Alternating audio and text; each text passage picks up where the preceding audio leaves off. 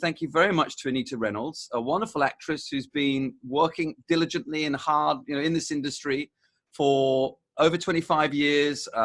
She has appeared in long-running UK TV shows like Holby City and The Bench.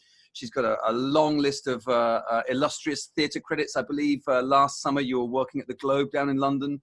You've also worked with fantastic companies like Shared Experience, and you've worked for London Bubble, and of course the Sherman up in Cardiff, to name but a few. But my first question is, despite all that wonderful history that you've built throughout your career, it's an incredibly tough industry. And I wanted to start by asking you, Anita, why do you keep doing it?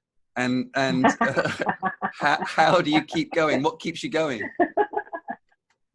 Well, one thing, I'm mad. You've got to be mad, haven't you? You've got to be a little bit crazy to do this thing.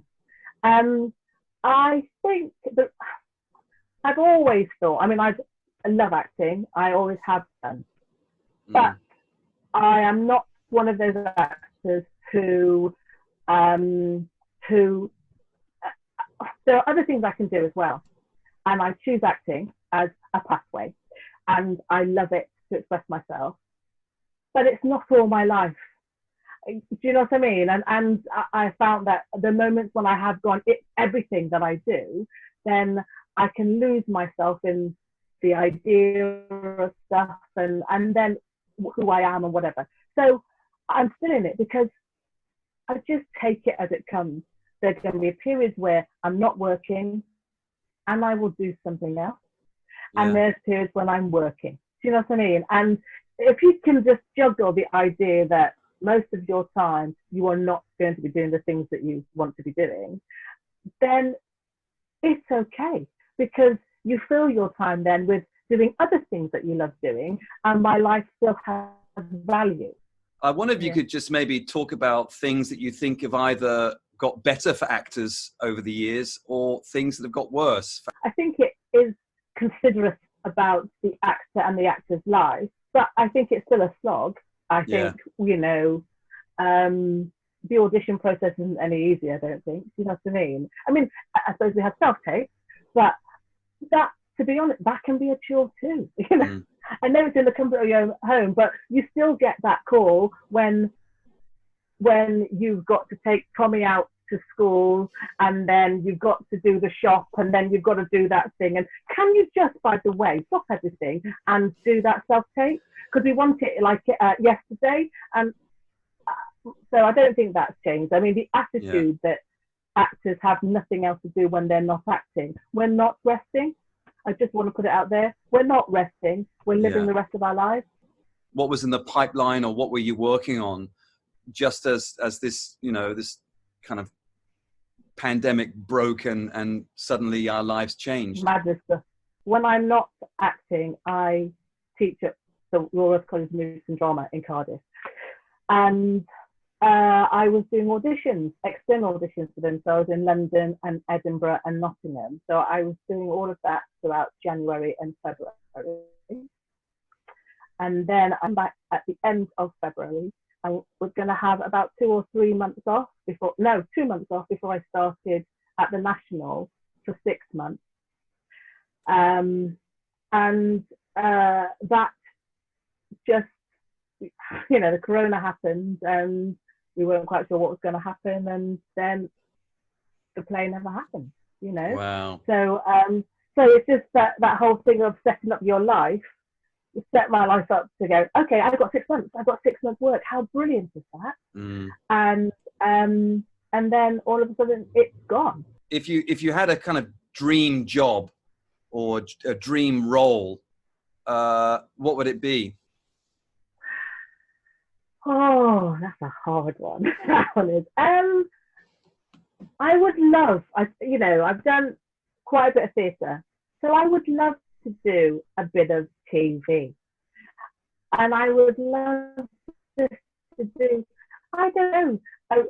Okay, if I'm doing like a little bit, I'd love to be a little bit like an oracle or in a space. I don't know, sci-fi. I would just love that, be able to play, on TV. I think for over a decade now, you've been working, with actors, training young actors, student actors.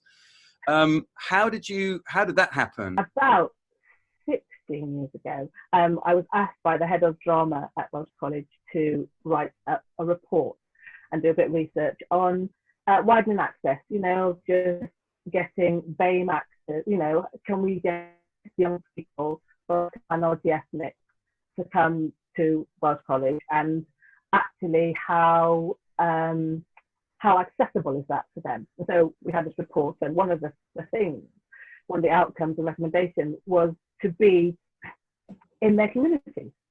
And so I started to do a little bit of outreach stuff and teaching in that respect. And then it felt like it needed to be in reach, so bringing young people into the college. And alongside this, I was doing auditions for the college. And so looking at young people who want to audition and want to come into the industry.